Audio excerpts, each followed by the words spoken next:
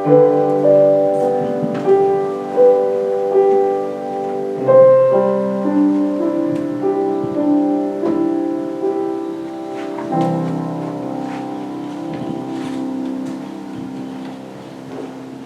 Rick. Thank you. Good morning, everybody. Welcome to Valley Community Church Divine Science. We're in person here, and then we'll also FaceTime and live as we have been doing for the past, almost 4 months now. So, anyhow, just welcome everybody. So I'm going to turn it over to Maurita, and our special musician today is Chris Hale. Thank you, Chris, for being here. So, Maurita.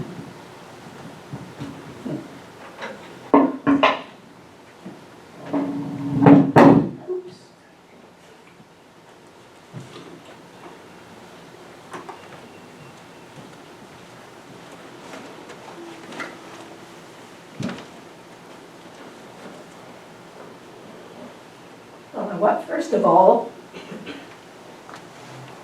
I want to bid you a very good morning and welcome you to church this morning. I wanted to share with you a verse that sounds to me very apropos of right now. It's from Isaiah, the 54th chapter. It says, "No weapon that is formed against thee shall prosper. In righteousness shalt thou be established. Thou shalt be far from oppression, for thou shalt not fear, and from terror, for it shall not come near thee." We live in strange times, don't we?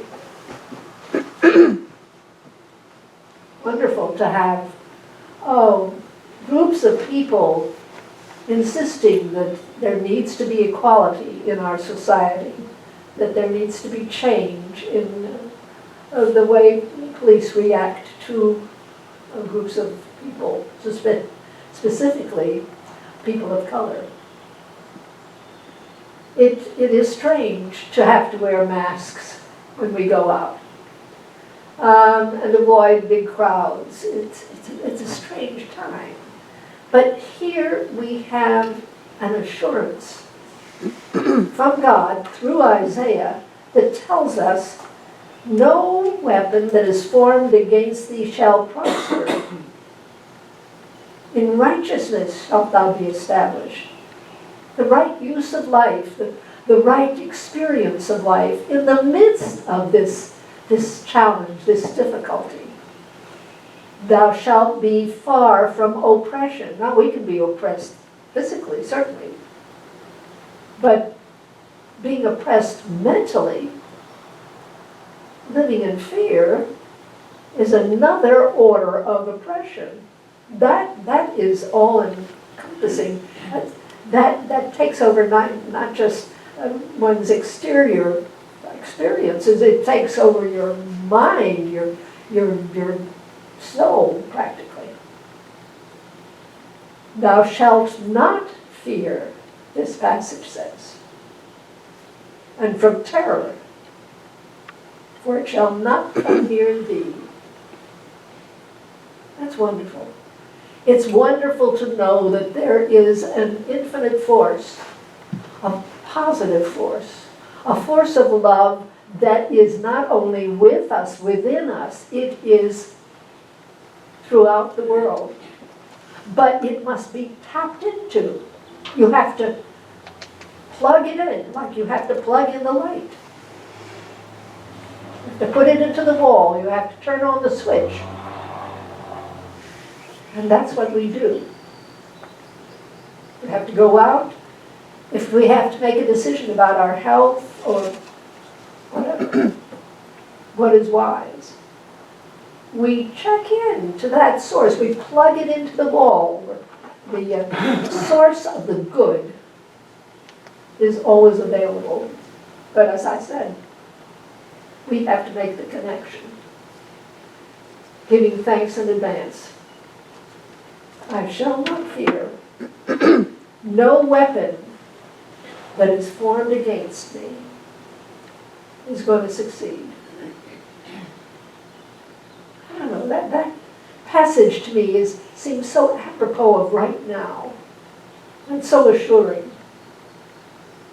and helpful. Shall we say our statement of being now? And that is, God is all, both invisible and visible. One presence, one mind, one power is all. This one that is all is perfect life, perfect love, and perfect substance. I am the individualized expression of God, and am ever one with this perfect life, perfect love, and perfect substance. Chris?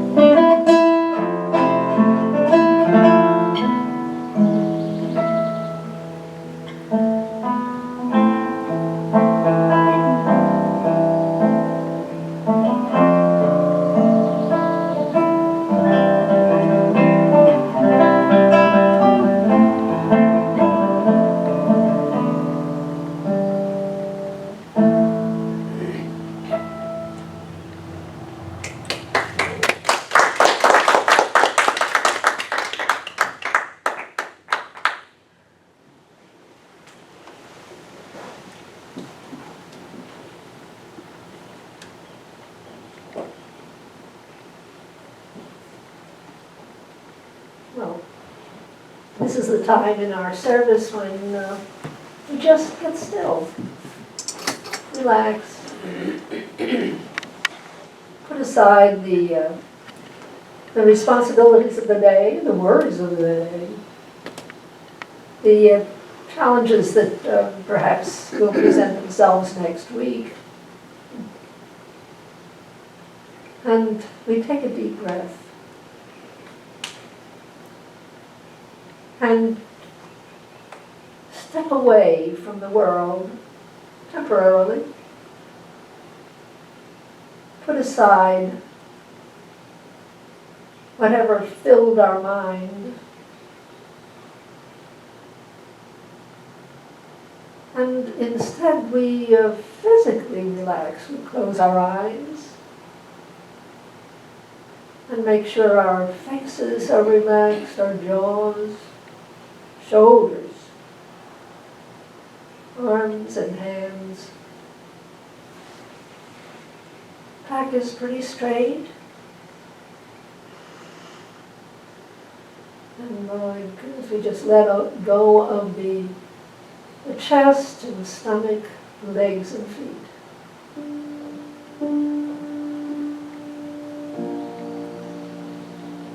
In this feeling of quietude, it is so much easier to plug in, to make that connection, that reconnection, because we are always connected with God, but not always mentally.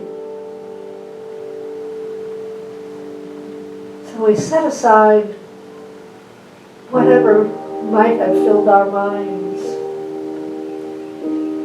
and just plug in or reach out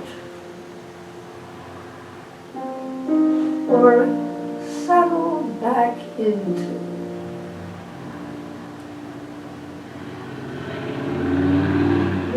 Maybe just allow ourselves to feel embraced, loved, because we always are.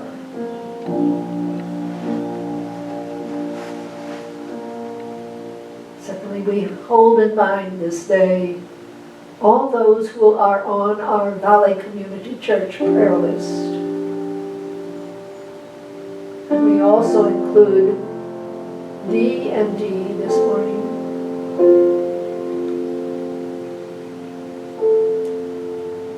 We know that God is with each and all, supplying that necessary idea, plan, opportunity, positive change. We affirm it, we believe it, we give thanks for that. And in the same way, we include the people we love, the people we know so well who are important to us. There are always seemingly challenges, attitudes, interactions that could be more positive. Right now, we know that God is right there as the solution coming forth, the healing taking place, the blessing coming into view.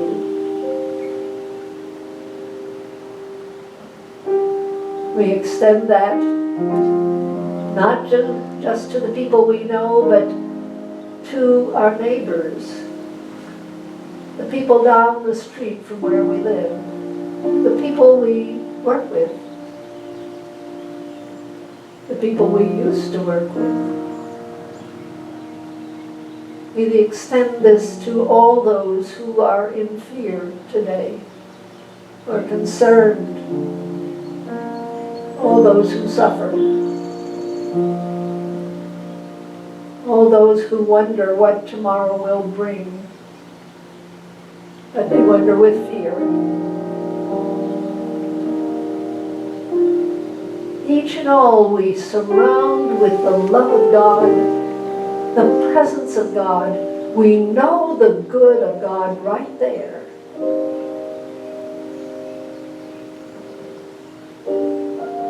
They are basking in that love, whether they know it or not.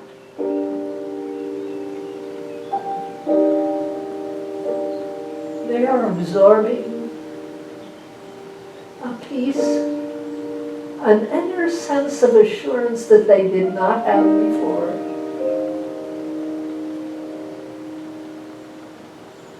Oh, we give thanks,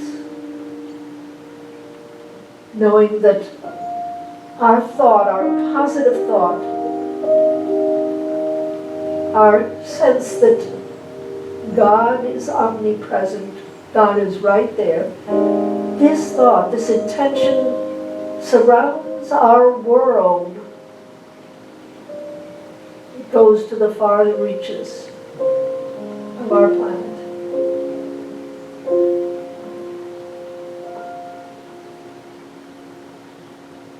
Whatever might trouble, whatever might cause pain or fear,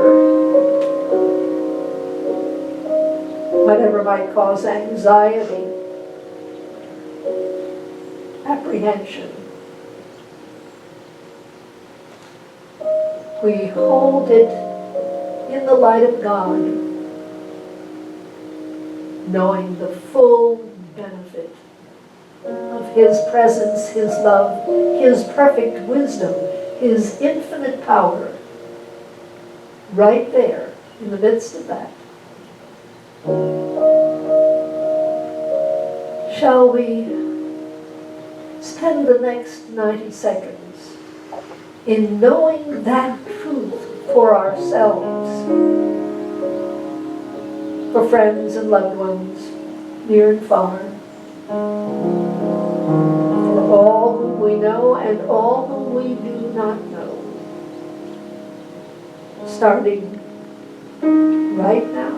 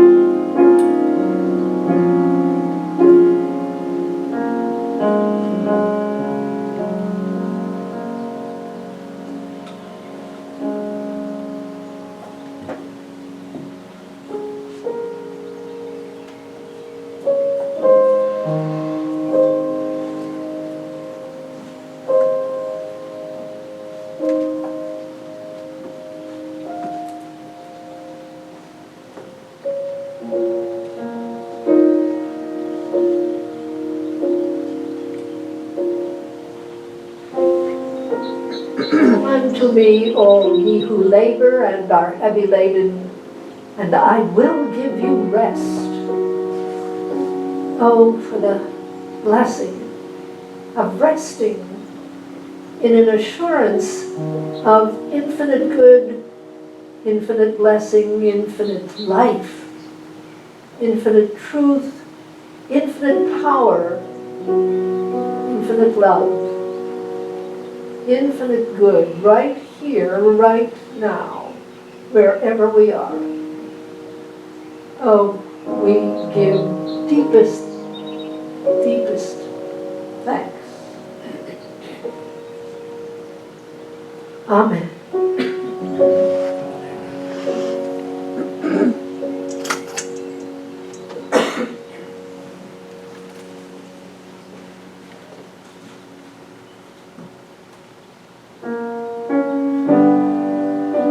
Shall we say the affirmative Lord's Prayer now?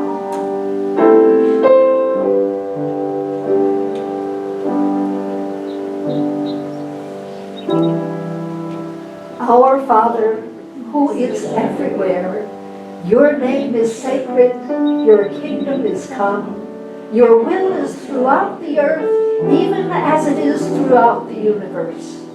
You give us our needful bread from day to day, and you forgive us our offenses, even as we forgive our offenders.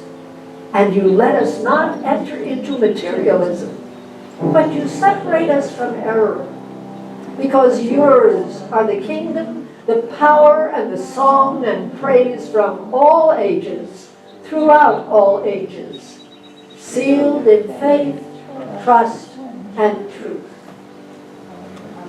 Amen.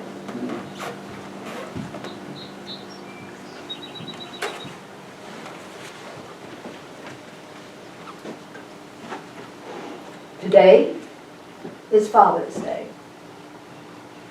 And all of us together congratulate and honor the fathers who are in our sanctuary this morning, as well as the fathers who are seeing this service over the internet.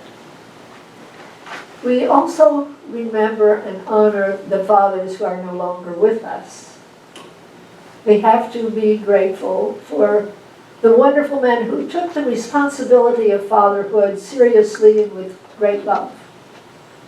And at the same time, we also need to be thankful for the fathers who, because of their upbringing or their mental or emotional shortcomings or addictions, were unable to be the nurturing, loving parents that we might have very much needed. We give thanks, though, to one and all of them, because they gave us the gift of life. Because of them, we had the precious opportunity to walk the earth, to learn, to grow, and to emulate the best things they did and carefully avoid their mistakes. Today, we honor and we thank from our hearts. We thank them all. Happy Father's Day.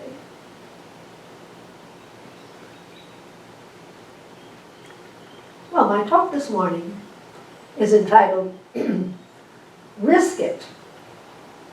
Risk it? Risk what? Well, risk trust. Risk trusting God.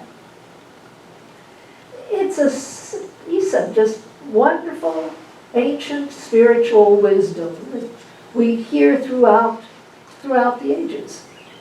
For instance, the 16th century Anglican Book of Common Prayer says, "O put thy trust in God, for I will yet give him thanks, which is the health of my countenance and my God."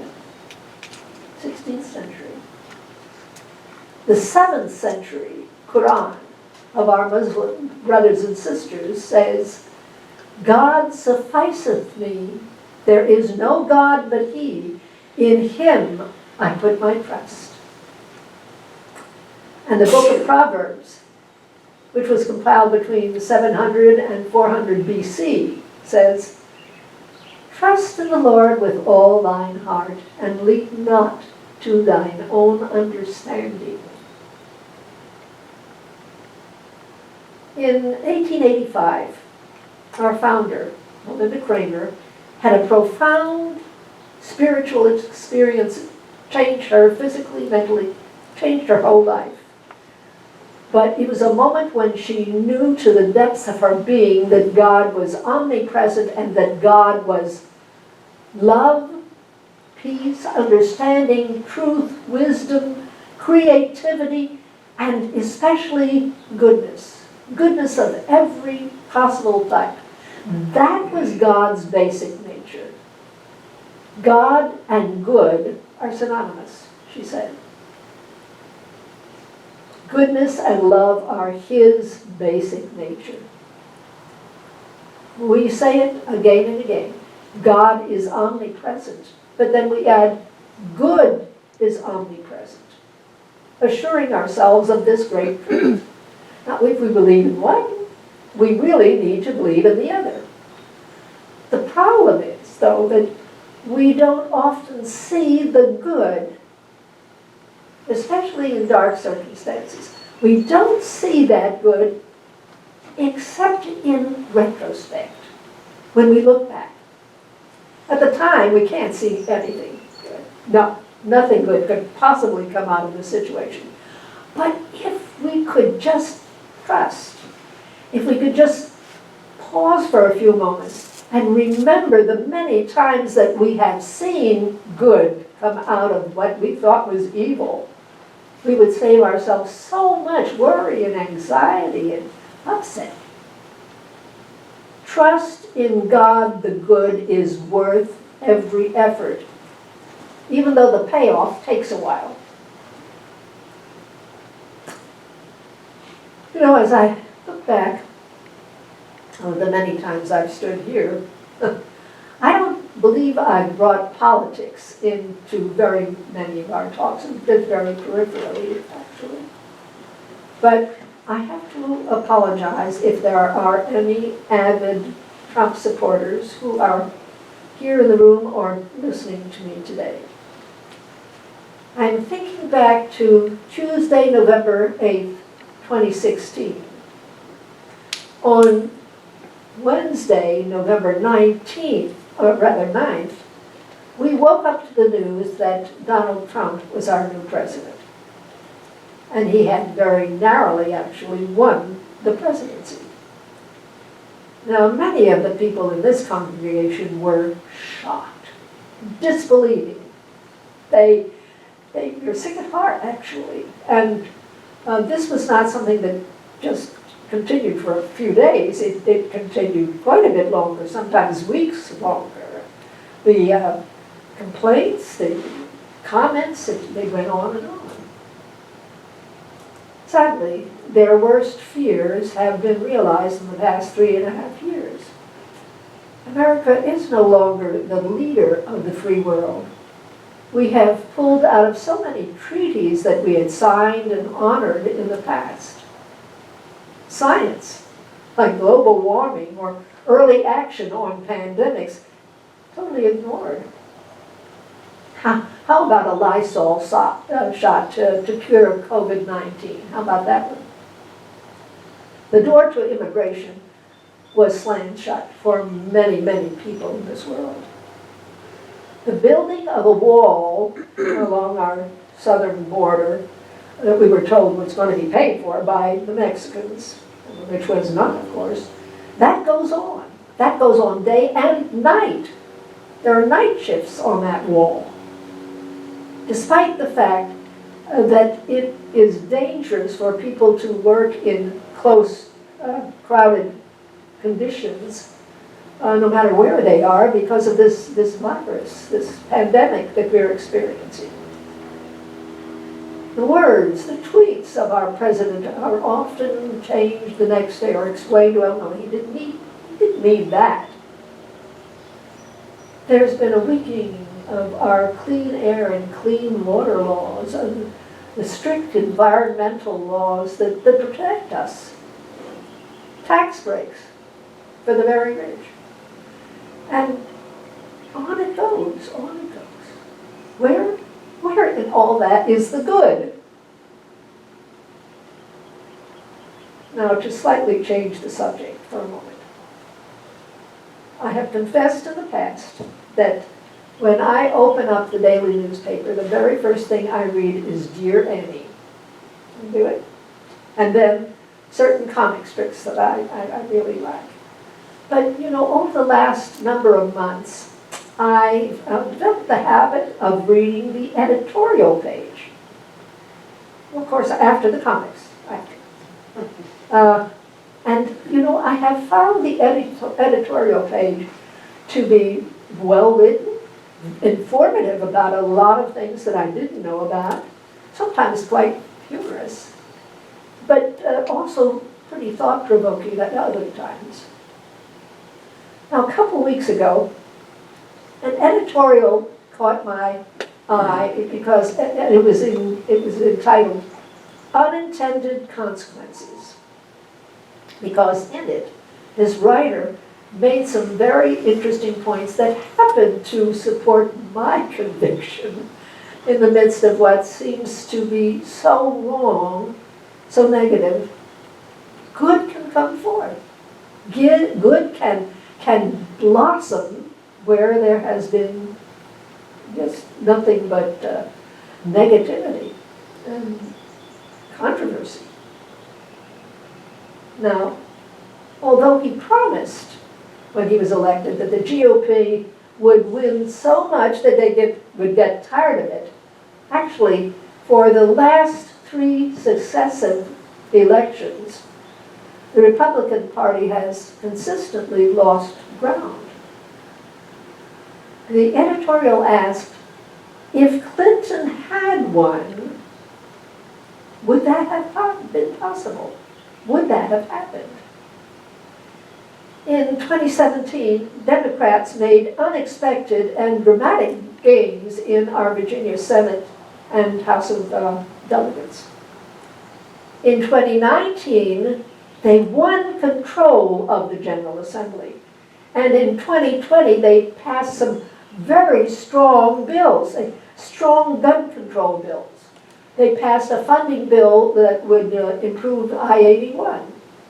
They passed major legislation controlling and encouraging renewable energy. They ratified the Equal Rights Amendment. They lifted restrictions on abortion access. They passed anti-discrimination protections for LGBTQ citizens.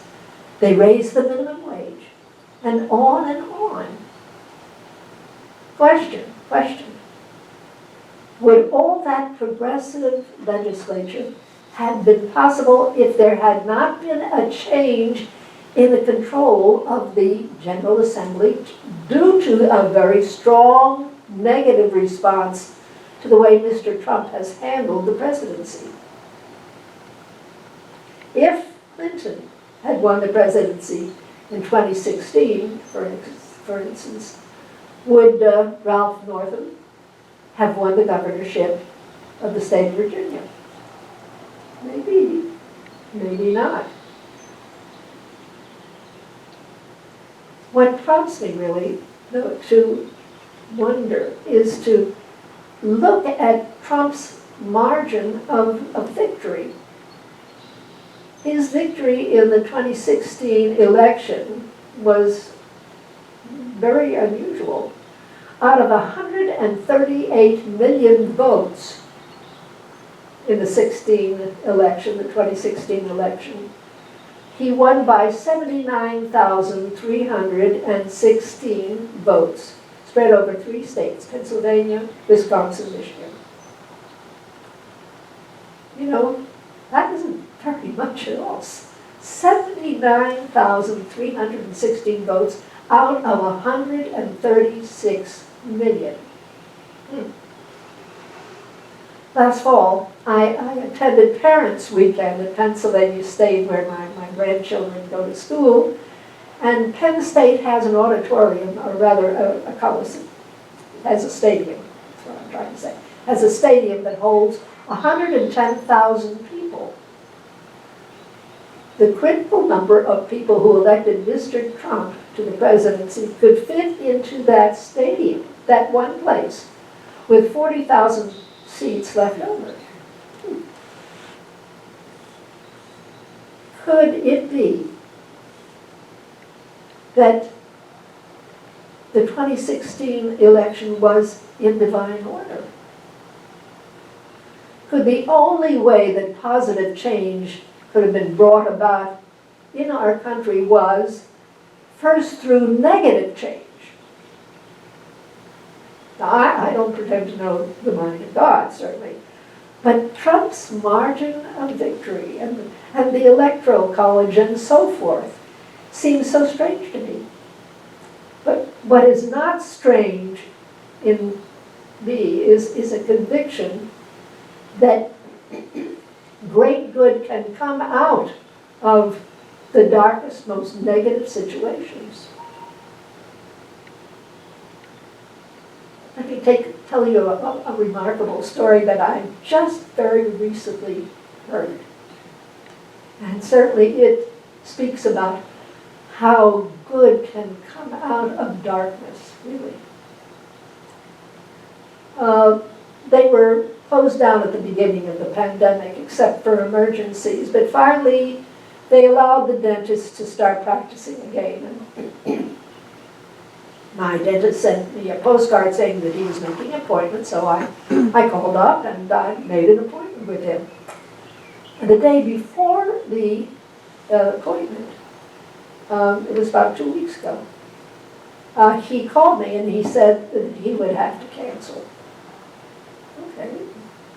And with his voice cracking, he said that his son was going to die the next day. I was incredulous. Your son is going to die? Now, I knew his son, very slightly, really.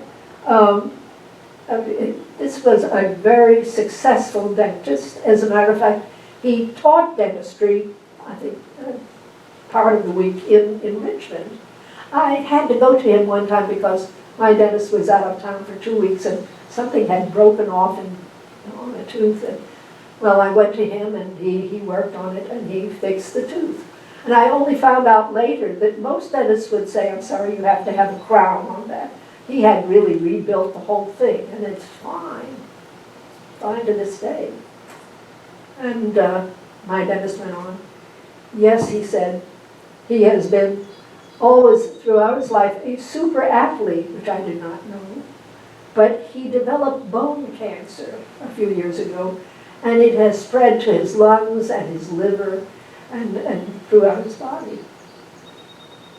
He had been in the hospital for a while already on oxygen and constant blood transfusions.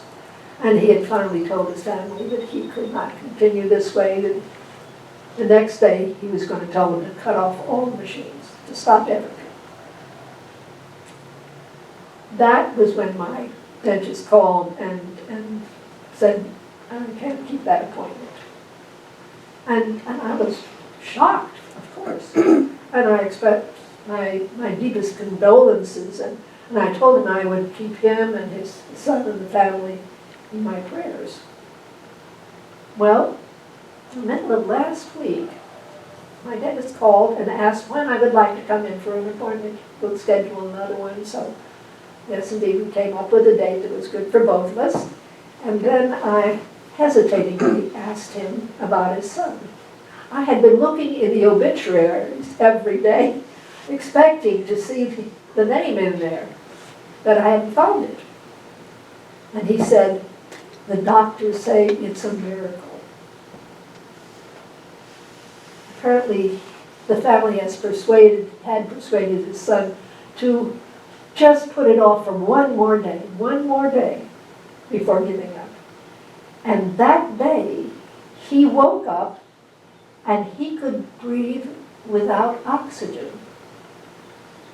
And he needed less and less of the transfusions. It was a very short time before he was well enough to go home and start scheduling chemotherapy for himself. And that could extend not only his life, but improve the quality of life for a number of years to come. It was a miracle. The doctor said it, and it certainly was. And then my dentist went on to say that someone had stopped him in the grocery store and said, aren't you so-and-so's father? And he said, yes, I was. And this man told him that, well, our prayer group at church has been praying for him. And then my dentist heard of several other prayer groups that had been praying for his son.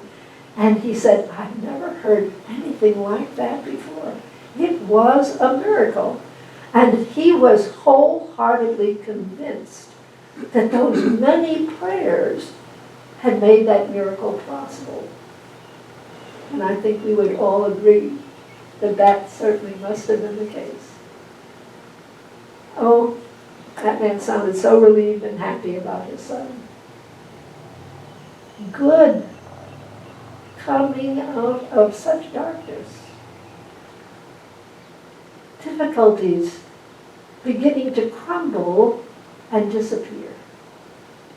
The hand of God, the plan of God, omnipresent. I just keep going back to those words from Proverbs. Trust in the Lord with all thine heart, and lean not to thine own understanding. We can't figure these things out. We are completely unable to see the big picture, the biggest picture. To see past, present, and future as God does. To see all the possibilities, all the aspects, all the ramifications of different things. But God can, and God does. Lean not unto thine own understanding. That was the advice of the psalmist so long ago.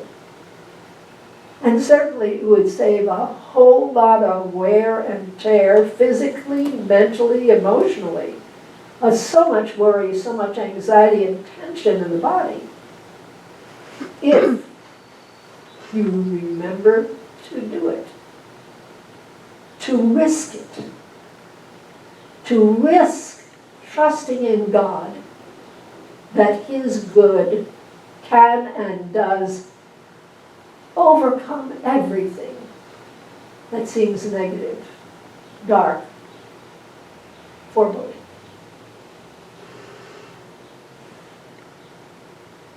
Shall we go with it? I certainly can't figure it out.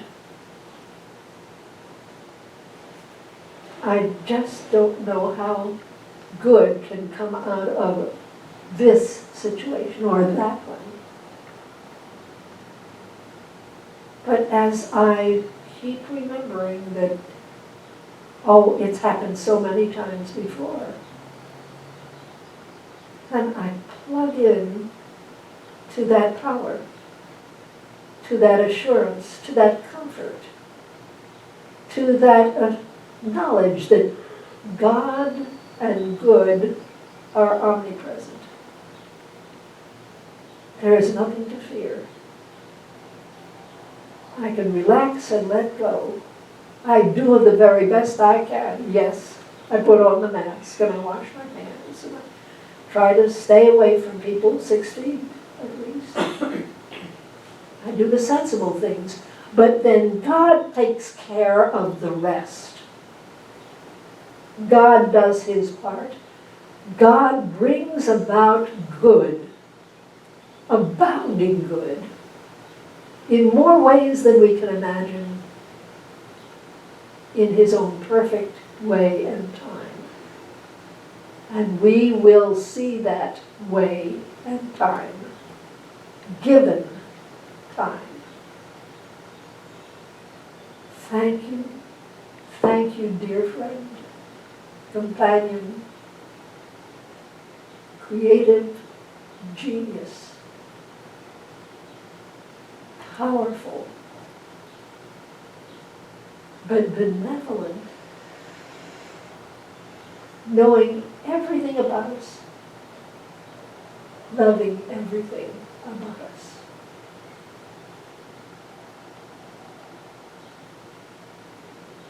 For good, omnipresent good, we give deepest thanks.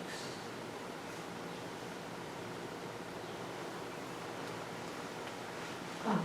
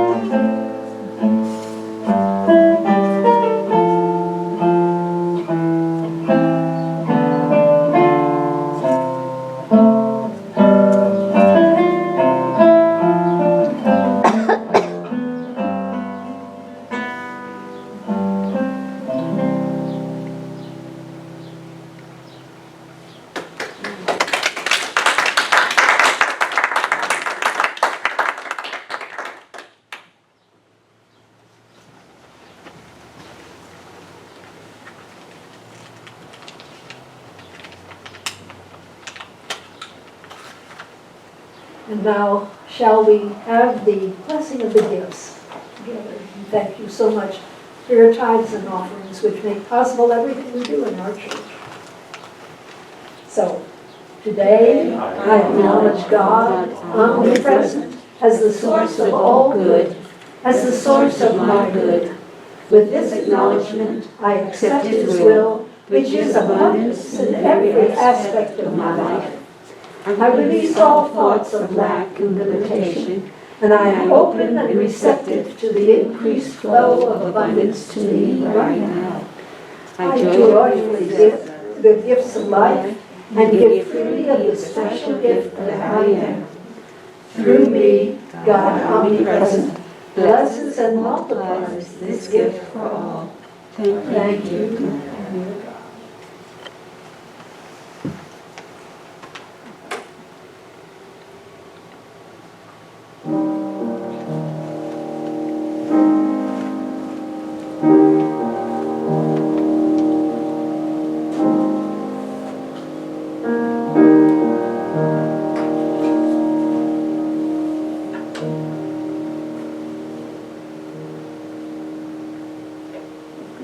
I'll tangle up here. Good morning again. A few announcements. First off, thank you for that message, Maurita. It was very well needed today by me, so thank you. The flowers today are sponsored by Kate, who's enjoying a nice vacation day. She's well deserved, so I hope she's enjoying herself. But she sponsored the flowers for Father's Day in memory of her father, so thank you, Kate. Also, since the middle of March, we've kind of had everything put on hold. This is election year for 2 members of the board. We've also missed a congregational meeting, so we're going to try to catch up on some of these things, try to get some little bit of normal stuff back going on. So Melanie and Ann's positions were up for re-election this year. They both said that they will stay on the board, but if anybody else wants to step up and run for that position, please let me know this week. If not, then we're going to put out the ballots and have them out in the next week or so we can get that taken care of. So if you're interested in running for the board for one of those positions, just let me know, and if not, they will just stay on the ballot and we'll have them for another couple years. So we appreciate them. Nancy's starting back her class on Monday, July the 6th at 6:30. She did tell me yesterday she's probably going to hold it in the sanctuary because I think she has 8 or 10 people, but she said she thought she would have it in here, makes for more room for it than in the other room. Let's see, you're having your journaling class 6:30 on Tuesdays. Maurita's still having her reading class Wednesdays at 5 o'clock. You still reading the same book, Untethered Souls? The Untethered Soul, yes. Alrighty. And then we, about 2-3 years ago, we started a walking group on Saturday mornings, and some of our gentlemen have still continued to do that.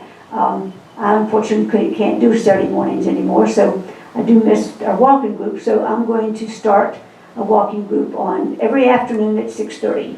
And so that gives people, I know everybody can't come every day. I can't be there every day, but at least it gives us something to work for. So starting tomorrow at 6:30, we'll meet at Garth Mill Park, and then we can take it from there. If we don't want to walk there, we can walk somewhere else or maybe switch it up. But I'm going to do that Monday through Friday at least, and we may even do it Monday through Saturday. But I miss walking with my people, and I can't do it on Saturday mornings. And so I thought if we could do it during the week, we could maybe do it walking more than once. So anyhow, if you have any questions about it, if you have any suggestions about it, let me know, and we will do that. As most of you know, we're trying to follow the rules as much as possible. We have our seating arrangements, so people are sitting 6 feet apart. So we have a small congregation, so that has not been too much of a problem. We were going to have it outside today, but because of the weather, it has been rainy, and this back here stays pretty muddy and wet. So we will try again next week. We're going to try to have it outside as much as possible until it gets really, really hot. And then we'll have to come inside. But it looks like we're being inside anyhow, so the rain doesn't want to agree with us too much. But the other rules are you come in the front door, and when you leave, go out the side door. Also, the basket for giving is over here, along with the prayer slips. So if you have a prayer request, put it in the offering basket, and we'll take care of it from there. So Pam will be over here today with the baskets and hold them so that nobody has to touch anything. And so even if you go to the annex to have snacks, which we have over there, and coffee, just go out this side door. It keeps us from having to, so many people touching all the doors and everything. So anyhow, we appreciate everybody being here. Anybody else got anything you want to say? Or? I do, Okay. if you don't mind. I just want, excuse me, to announce that Rocco Errico is going to have a Zoom presentation of metaphysics and mysticism in the Gospel of John. And this is going to take place this coming Saturday, actually, June the 27th, from 1 to 3 p.m. Eastern Time, and the tuition is $20. Not very much. That's the minimum. If you could give a little more, he would appreciate that too. But you have to register and pay by the 25th. And this is going to be on the 27th, yes. But I just wanted to read a little bit about what he was going to talk about. Mysticism and metaphysics in the Gospel of John. A deeper and fascinating understanding of the fourth Gospel of the New Testament, based on the ancient Aramaic language. Dr. Errico takes the major principal words of the very first 18 verses of John's writing. Word, at the beginning, God, only begotten, life, light, and reveals their Semitic, mystical, and metaphysical meanings. The usual English translation of John 1 through 1:18 doesn't fully capture the depth and power of these verses. When translating from one language to another, it's difficult to perceive fully what is meant in the original language. In this seminar, Dr. Errico presents a new translation of these 18 verses, not imposing a metaphysical interpretation of his own on the text, but denoting what the language itself reveals. It's a very spiritual and practical approach in what it means for us. John takes us into the consciousness of Jesus of Nazareth. The Gospels of Matthew, Mark, and Luke present the ministry of Jesus, his teachings and healings. But John gives us insight into the very heart and soul that guided Jesus in his life and ministry. It sounds interesting, doesn't it? If you would like to hear a little more or get the email address and further information about how to get in on that, please talk to me. Thank you. Yes, Dr. Errico, he's a very interesting man. I could listen to him talk all day on the subject. So anyhow, if you get a chance, that would be great. Yeah, the other thing I want to note also is that we have started back our Wednesday night coffee. We've had to kind of change the time because they close at 8 o'clock now, so it's going to be from 6 to 8, so you can come anytime between 6 and 8 or the whole time, whatever. We've been trying to be outside as much as we can up there also, but every place I've been seems to be following the rules and regulations, and I want to thank everybody here for when you do come, you've been following the rules and you're wearing your mask, and I do appreciate that. So continue to do that and stay safe, and there's just basic things that we need to do and things we should have been doing all along, so we appreciate it, and continue to take care of yourself and everybody around you. So anyhow, as I always say, be kind. Please love your neighbor. I don't care who they are. It's hard sometimes when they're not like you are, but love them anyhow, okay? So everybody have a great week, and hope to see some of you tomorrow night at Walking.